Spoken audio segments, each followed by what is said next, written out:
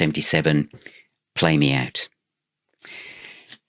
On the Safari label, which the Deep Purple management had decided to move away from Purple Records because they were trying to sign other bands from the punk period this came out on, like Toyah, for example.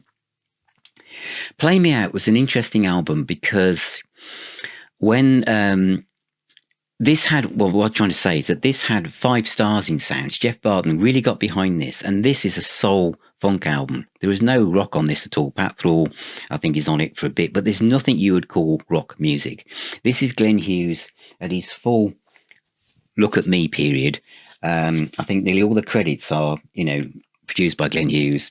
Glenn Hughes plays everything: acoustic guitars, bass guitar, plays vocals, keyboards, string ensemble is everywhere. It's dedicated to Tommy Bolin.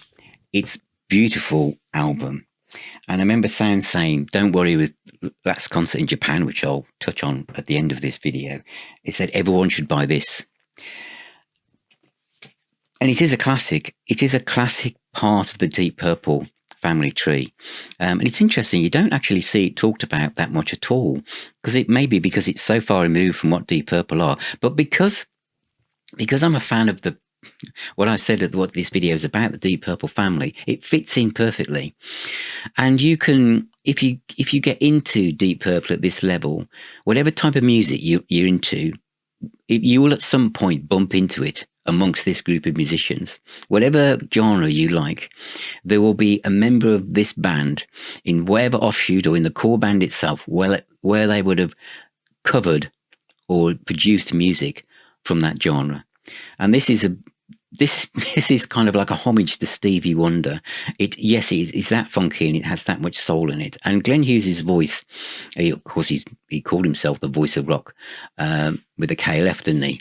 Much later on. But at this point, his voice has never changed.